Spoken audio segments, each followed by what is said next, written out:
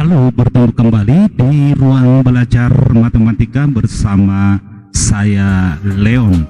Dan kali ini kita akan lanjutkan materi statistika yang sudah kita bahas sebelumnya sebagai pengantar. Masih saya ingatkan kembali bahwa hal yang penting Anda pahami dulu adalah data distribusi frekuensi, karena ini yang akan kita bahas di materi-materi selanjutnya. Nah, kali ini akan kita lanjutkan dengan bagian keempat dari statistika, yaitu tentang menganalisis data. Apa yang akan kita analisis di dalam statistika ini antara lain adalah tentang ukuran pemusatan data distribusi frekuensi. Tentang apa saja? Tentu tentang mean, rataan hitung, tentang median atau nilai tengah, dan yang ketiga adalah tentang modus atau data yang memiliki frekuensi paling banyak. Bagaimana cara menentukan ukuran pemusatan data distribusi frekuensi? Mari kita coba satu contoh berikut ini. Kita mulai dengan rataan hitung atau mean data distribusi frekuensi. Nah, untuk menentukan mean rataan hitung data distribusi frekuensi, Anda boleh menggunakan satu dari tiga rumus yang Anda peroleh di statistika ini, kecuali nanti kalau diminta ketiga cara, ya, ketiga rumus. Baik, kita mulai dengan yang pertama, sigma fi kali xi dibagi sigma fi untuk i sama dengan 1 sampai n. Nah, rumus ini menjadi rumus yang umum, ya, rumus umum yang biasa digunakan untuk menentukan rataan hitung data distribusi frekuensi. Rumus yang pertama ini menjadi mudah untuk diingat, tetapi dalam penggunaannya sering kita menjadi kesulitan disebabkan angka-angka yang digunakan atau yang muncul dalam penggunaan rumus ini terlalu besar.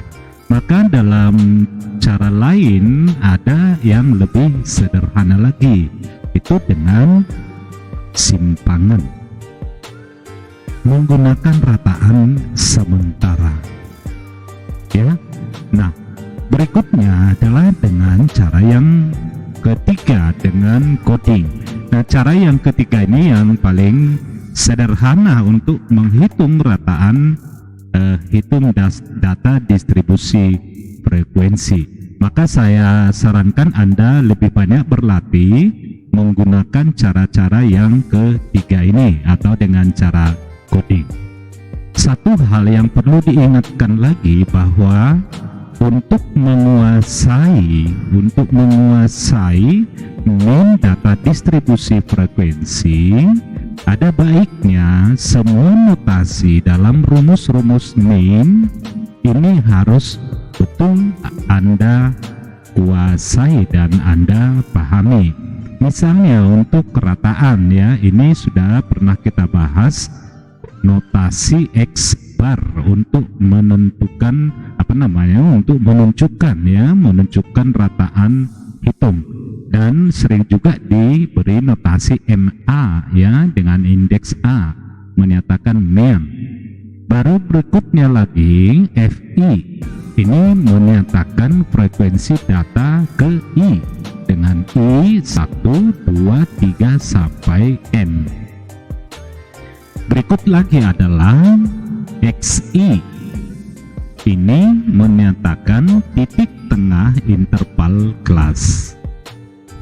Nah, selanjutnya adalah X bar rataan sementara dengan indeks S, ya. Ini untuk notasi rataan sementara.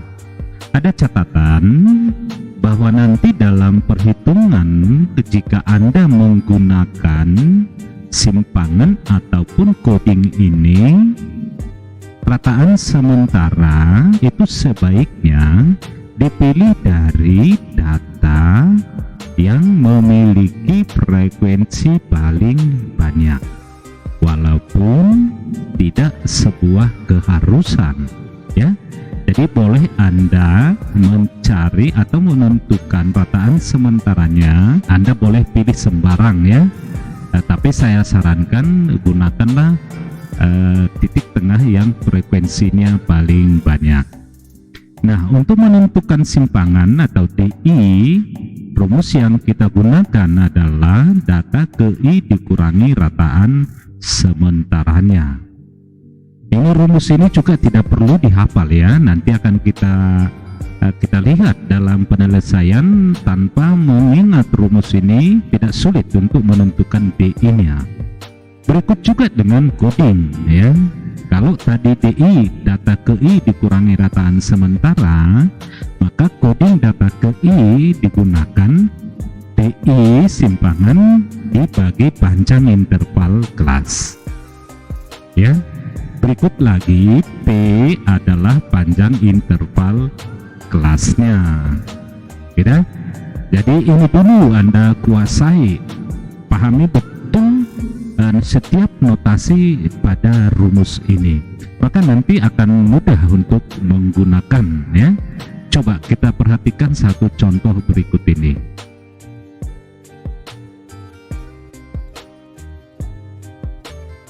Nah ya, diminta tentukan rataan hitung dengan 3 cara. Nah ini suka tidak suka ketiganya harus kita lakukan, kecuali kalau tidak diminta ya. Nah, diberikan data tabel distribusi frekuensi dan mengingatkan kembali tabel distribusi frekuensi ini terdiri dari 5 kelas. Kelas pertama 10 sampai 14, kelas kedua 15 sampai 19 dan seterusnya. Nah, untuk menentukan rataan hitung dengan menggunakan rumus biasa, maka Anda perhatikan rumusnya. Yang diminta dalam rumus adalah hasil kali ya, hasil kali FI dengan XI. XI adalah titik tengahnya. Berarti yang kita kerjakan terlebih dahulu adalah menentukan titik-titik tengah setiap interval kelas. Pada pengantar statistika ini sudah kita bahas bahwa dalam menentukan titik tengah interval kelas, batas bawah ditambah batas atas dibagi 10 ditambah 14, 24 dibagi 2, 12. Begitu ya. Nah, untuk selanjutnya ini juga sudah saya ingatkan di pengantar, Anda tidak perlu lagi menjumlahkan batas bawah, batas atas masing-masing interval kelas. Cukup Anda memperhatikan panjang interval kelasnya. Ya, panjang interval kelas kemarin sudah kita pelajari, itu menunjukkan banyak data dalam setiap interval. 10, 11, 12, 13, 14. Di interval kelas pertama ada 5 data, berarti panjang kelasnya ada 5.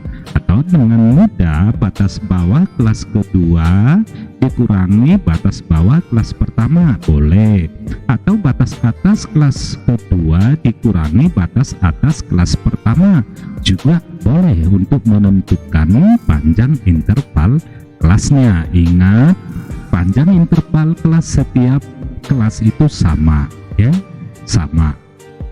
Nah, sekarang kita sudah tahu panjang interval kelasnya 5, sehingga menentukan titik tengah kelas-kelas berikutnya cukup menambahkan panjang interval kelasnya. 12 ditambah 5, 17, ditambah 5, 22, dan seterusnya. Ya, frekuensi ini sudah diberitahu di dalam soal.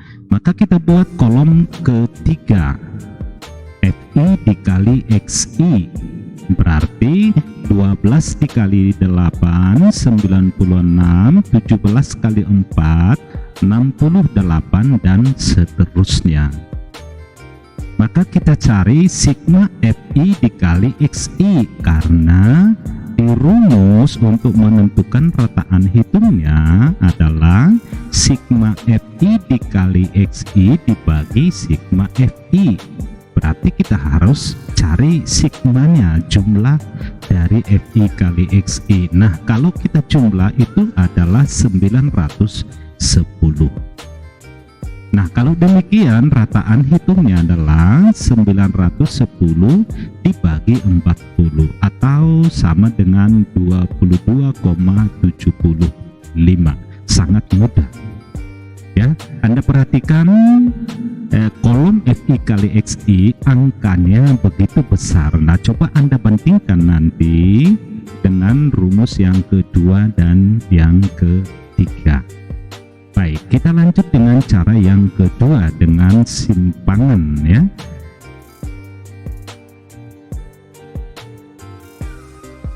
Baik, nah lagi Anda pertama fokusnya ke rumus dulu. Rumus yang kita gunakan dalam menghitung rataan dengan cara simpangan atau rataan sementaranya ya. Yang kita butuhkan adalah rataan sementara terus sigma dari FI kali DI. Nah, berarti kita harus buat kolom DI dan kolom FI dikali DI. Tadi pada pengantar ini sudah kita jelaskan tadi bahwa dalam menentukan DI, simpangan ini adalah titik tengah masing-masing kelas dikurangi rataan sementaranya. Nah, di rataan sementara juga sudah dijelaskan sebaiknya dipilih dari titik tengah yang frekuensinya paling banyak. Coba Anda perhatikan masing-masing kelas ini. Kelas ketiga 20 sampai 24 merupakan kelas yang frekuensinya paling banyak. Maka rataan sementaranya kita ambil dari titik tengahnya, yaitu 22. Maka untuk mengisi kolom DI, titik tengah dikurangi rataan sementaranya. 12 dikurangi 22 min 10. 17 dikurangi 22 minus 5. 22 dikurangi 22 0. 27 dikurangi 22 plus 5. 32 dikurangi 22 plus 10.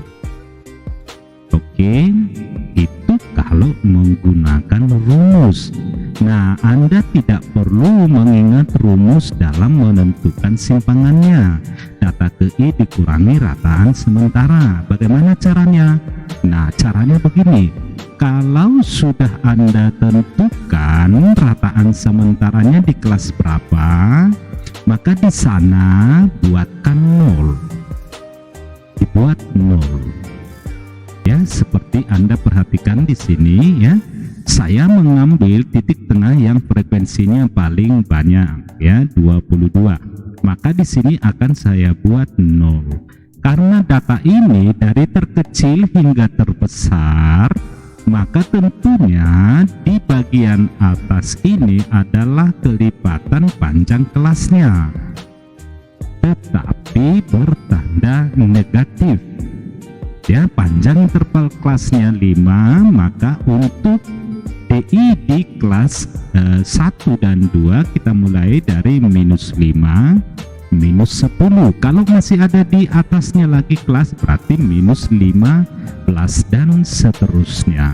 Nah, ke bawahnya sama, hanya bertanda positif. 5, 10. Kalau masih ada kelas berikutnya 15. Berikutnya lagi 20 dan seterusnya. Jadi kelipatan 5. Oke, sangat mudah. Nah, selanjutnya untuk mengisi kolom FIDI tinggal dikalikan frekuensinya dikali simpangannya. 8 kali min 10 min 80, 4 dikali minus 5 min 20 dan seterusnya. Berikutnya karena di rumus diminta sigma FI kali DI, tentu kita harus jumlahkan keseluruhannya, maka diperoleh sigma FI DI sama dengan 30.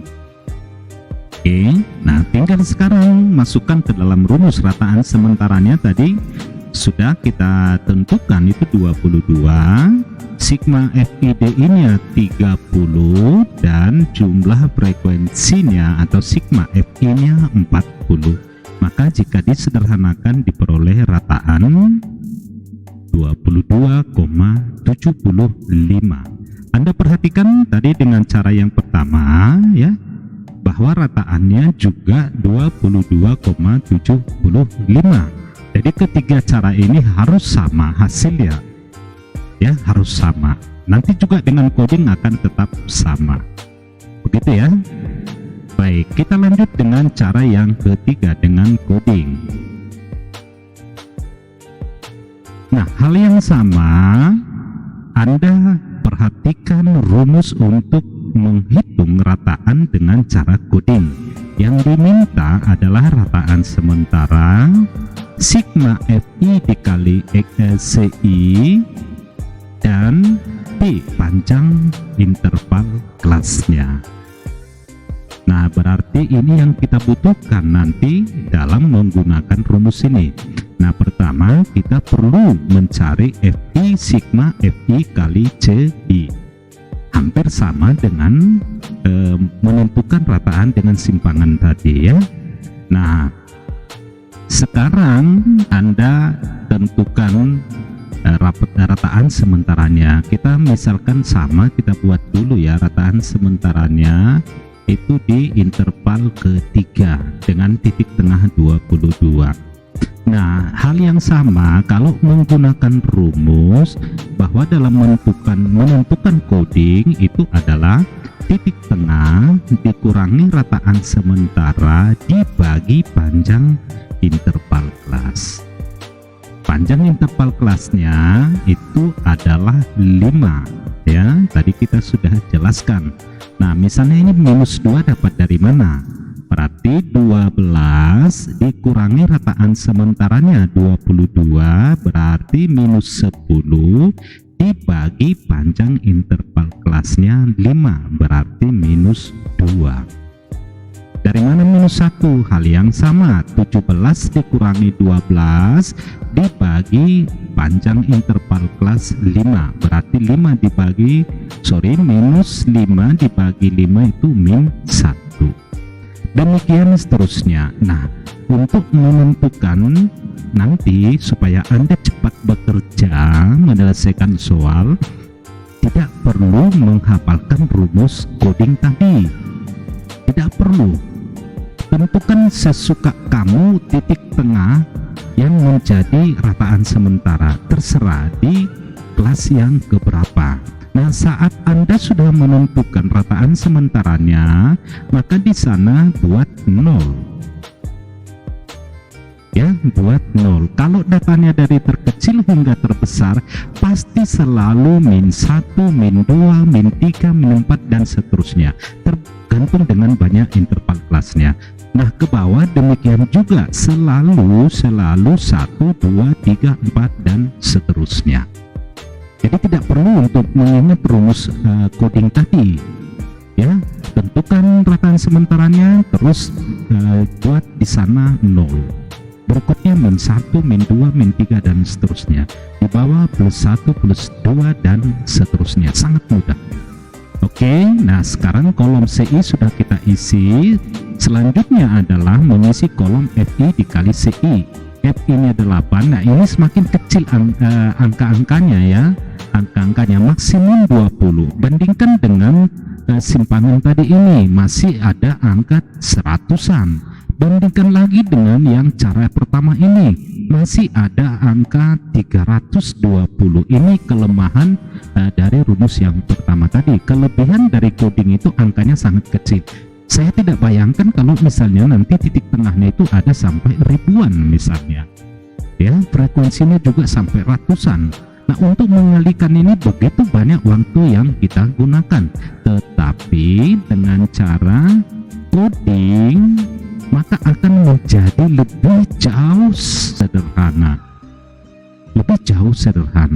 Maka saya sarankan Anda lebih fokus menggunakan cara coding. Oke, kita lanjut dengan yang kedua dari ukuran pemusatan data, menentukan median nilai tengah data distribusi frekuensi. Nah, ini agak sedikit lebih lebih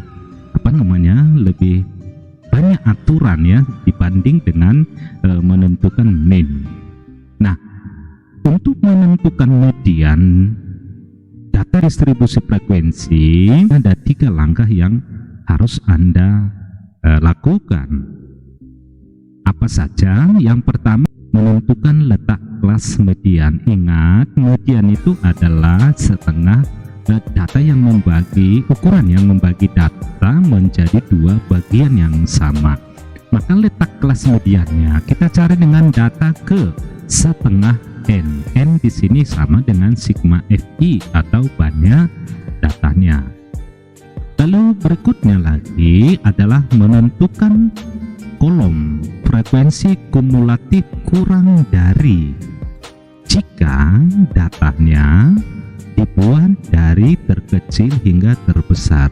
Ingat, dalam menentukan median Anda pastikan datanya sudah terurut dari terkecil hingga terbesar, ya, maka digunakan frekuensi kumulatif kurang dari, gitu ya.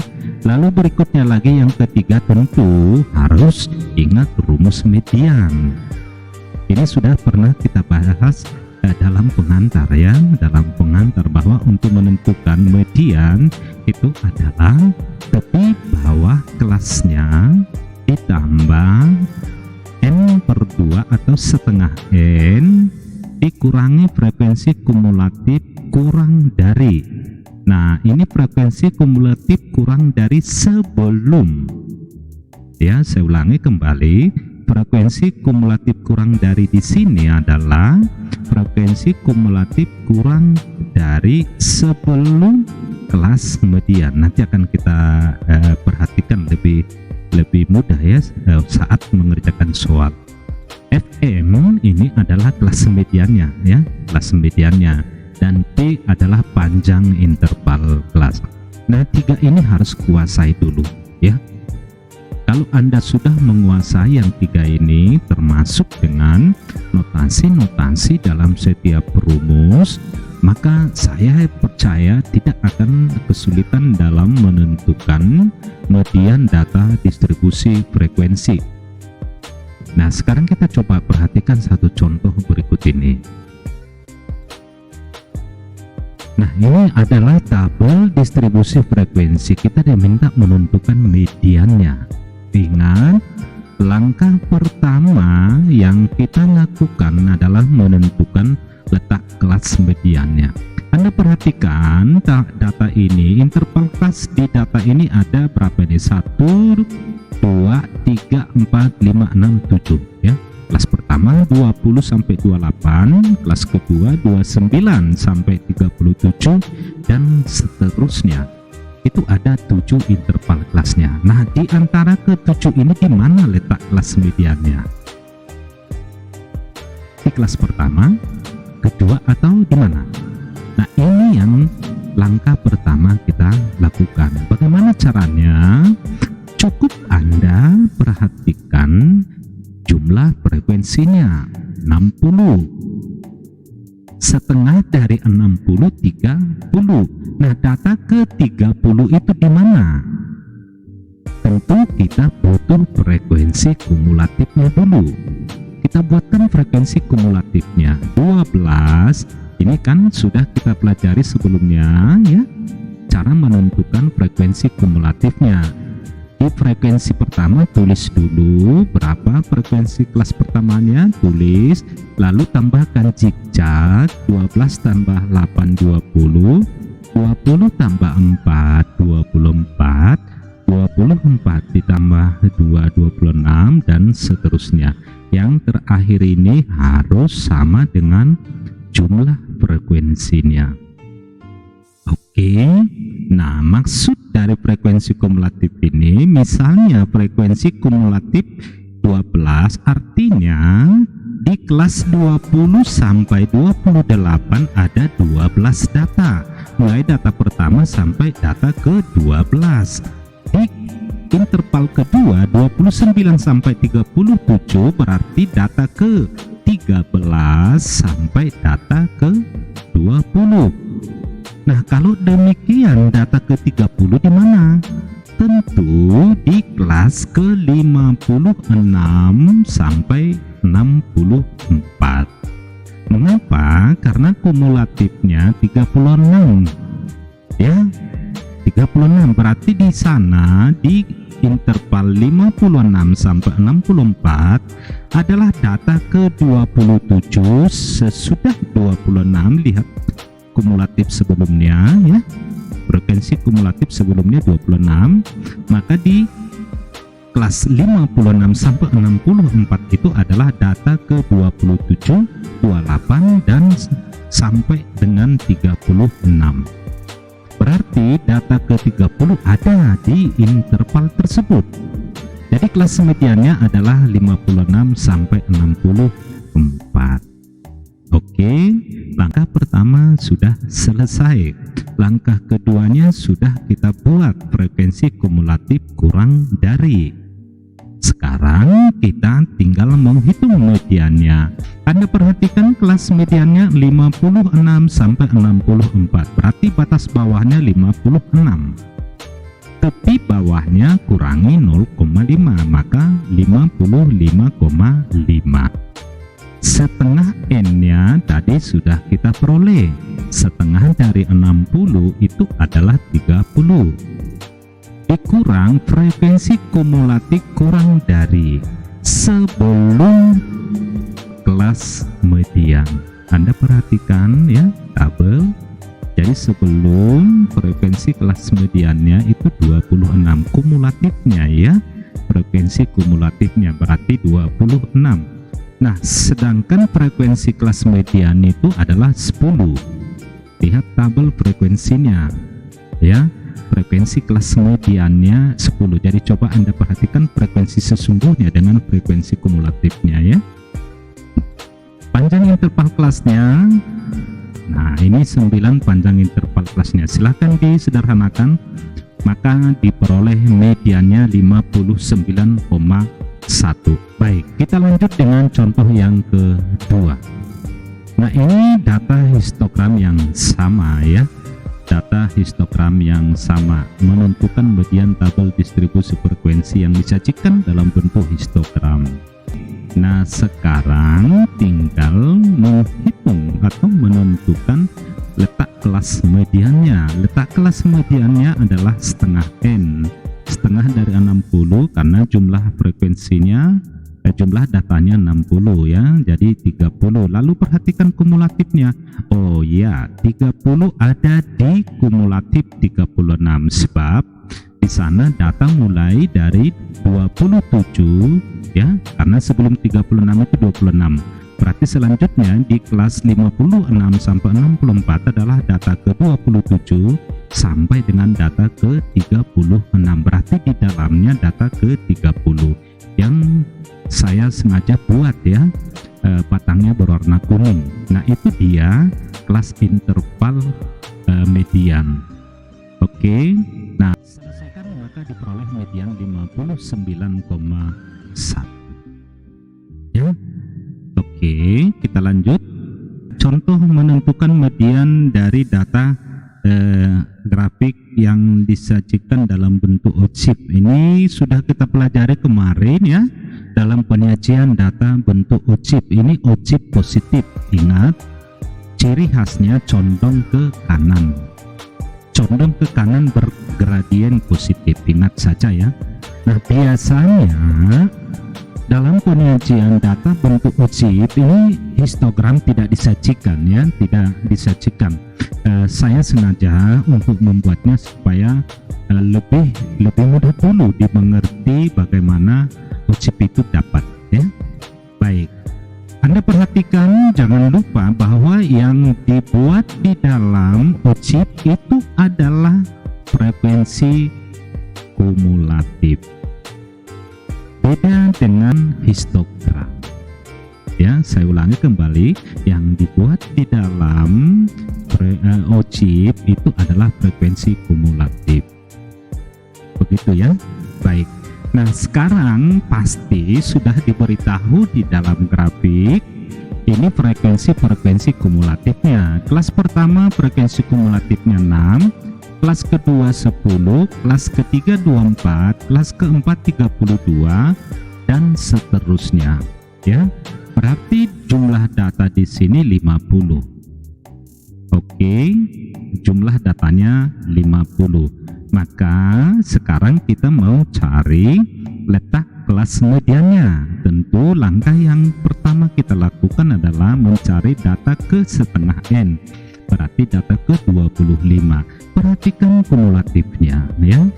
Kumulatif 6 berarti data ke 1 sampai 6. Kumulatif 10 data ke 7 sampai 10. Kumulatif 32, Anda perhatikan sebelum 32 berarti 24, maka di 32 data ke 25, 26 sampai 32, maka kelas mediannya ada di kelas 38 sampai 44. Itu sudah saya buatkan ya, batangnya berwarna kuning. Nanti di soal tidak seperti ini diberitahu ya, tidak seperti ini. Baik, kalau sudah demikian, langkah berikutnya kita tinggal menggunakan rumusnya. Tepi bawahnya 38 dikurangi 0,5, 37,5. N per 2-nya 25. Nah, frekuensi kumulatif sebelum kelas median tadi, kelas mediannya di frekuensi kumulatif 32. Jadi frekuensi kumulatif kurang sebelum kelas mediannya adalah 24. Jadi 25 dikurangi 24 dibagi frekuensi yang sebenarnya. Nah ini, nah bagaimana kalau misalnya frekuensi yang sebenarnya ini tidak diberitahu? Nah tinggal Anda perhatikan di sini, 32 dikurangi 24 berarti 8 ya kan, sesuai dengan kumulatifnya yang kita sudah pelajari. Nah kalau ditanya misalnya frekuensi 14 ini di frekuensi kelas ketiga dapat dari mana, ya tinggal kurangin aja 24 kurang 10, demikian seterusnya ya. Nah sekarang kalau ini kita sederhanakan, tinggal aljabar ya, maka diperoleh mediannya 38,375. Mudah ya? Baik, kita lanjut dengan yang ketiga dari ukuran pemusatan data, modus data distribusi frekuensi. Ada beberapa langkah yang kita lakukan dalam menentukan modus data distribusi frekuensi. Yang pertama adalah tentu menentukan letak kelas modusnya. Bagaimana caranya? Sangat mudah, tinggal memperhatikan data atau interval yang memiliki frekuensi paling banyak. Itulah yang menjadi letak kelas modusnya. Berikutnya menentukan tepi bawah kelas modusnya. Kalau sudah ketemu interval kelasnya, tentu sudah mudah menentukan tepi bawahnya. Batas bawah dikurangi 0,5 ya. Berikutnya menentukan selisih frekuensi kelas modus dengan frekuensi sebelumnya. Ini kita anggap misalkan A, ya. Nah, berikutnya lagi adalah menentukan selisih frekuensi kelas modus dengan frekuensi sesudahnya. Misalkan itu adalah B. Lalu yang terakhir adalah menentukan panjang interval kelasnya. Sama halnya dengan menentukan panjang interval kelas di median. Lalu gunakan rumus modus. Tepi bawah kelas modus ditambah A, tadi sudah kita jelaskan, dibagi A ditambah B dikali panjang kelasnya. Ya, mudah. Coba kita kerjakan satu contoh berikut ini. Nah, ini ada tabel distribusi frekuensi, ya, 25 sampai 29 dan seterusnya. Nah, sekarang kita mau menentukan modus data tabel distribusi frekuensi berikut ini. Nah, yang pertama kita lakukan tadi adalah memperhatikan kelas mana yang frekuensinya paling banyak. Nah, tentu ini sudah saya sengaja buat, ya. Ini kelas yang frekuensinya paling banyak, 18. Berarti kelas modusnya adalah kelas ke-4, 40 sampai 44. Lalu berikutnya menentukan tepi bawahnya, ya. Batas bawahnya 40 dikurangi 0,5, maka diperoleh tepi bawahnya 39,5. Lalu berikutnya menentukan A. Ingat tadi A selisih frekuensi kelas modus dengan frekuensi sebelumnya. Jadi sebelum 18 frekuensinya 8, sesudah 18 frekuensinya 6. Maka A 18 kurang 8 10, B 18 dikurangi 6 12. Sudah selesai menentukan komponen-komponennya. Nah, pertanyaan muncul, bagaimana kalau misalnya kelas modusnya ada di kelas pertama, lalu selisih frekuensi kelas modus dengan sebelumnya itu berapa? Ya, tentu frekuensi sebelumnya itu 0. Begitu, ya? Iya. Dan demikian juga kalau misalnya frekuensi kelas modus tertinggi itu ada di kelas terakhir. Berarti B, ya, B selisih frekuensi kelas modus dengan sebelumnya juga 0. Sesudahnya sama dengan 0. Begitu, ya. Oke. Nah, sekarang tinggal masukin ke dalam rumus. Tapi bawahnya sudah dapat 39,5, A-nya 10. Ya, ingat ini rumus ini tinggal cepat, ya, menulisnya. Ini 10 pasti 10 di sini karena sama-sama A, ya. Ditambah 12 dikali panjang interval kelas. Silahkan Anda selesaikan, maka diperoleh modusnya 41,77. Nah, ini juga Anda perhatikan, ya. Kalau modusnya di kelas ketiga ini, tentu untuk memeriksa jawaban kamu sudah benar apa tidak. Nah, perhatikan 41,77 ini harus di kisaran 39,5 sampai dengan 44,5. Pasti disitulah modusnya. Oke, ya, lanjut. Contoh yang kedua, ya, diketahui bahwa modus dari data histogram berikut ini adalah 41,9. Lalu demikian berapa nilai frekuensi kelas ke berapa nih, kelas keempat atau nilai X-nya? Ya, tidak ada masalah, ya. Nah, mana yang kita perhatikan pertama? Tentu modusnya ini, modus 40,5,9. Anda perhatikan interval kelasnya, ya, di mana letak 41,9 ini tadi yang saya jelaskan tadi. Berarti dia ada di antara 40 sampai 45. Berarti kelas modusnya ada di kelas ke-5, ya.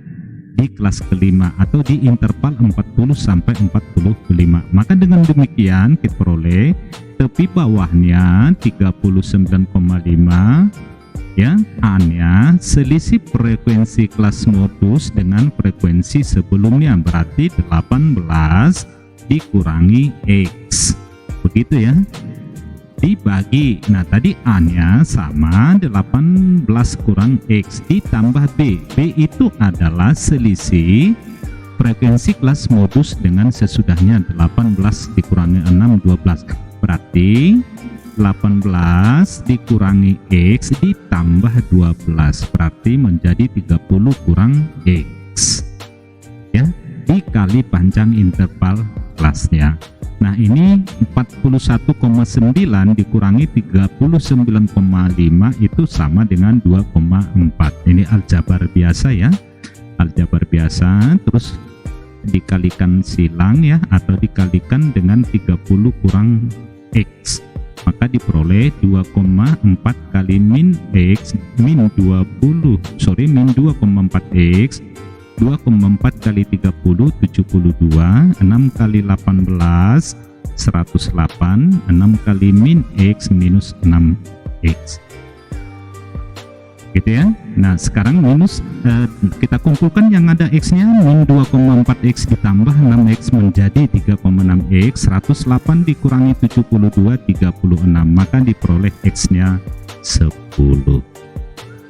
ya. Ini aljabar biasa, yang penting Anda kuasai rumus modus ya. Serasa cukup ya untuk ukuran pemusatan data, masih banyak sekali contoh-contoh, boleh Anda coba ya. Kalau ada masalah nanti boleh ditanyakan di kolom komentar video ini. Terima kasih, jangan lupa ya like, subscribe, dan share dengan kawan-kawannya supaya semakin banyak yang cinta matematika. Sampai jumpa.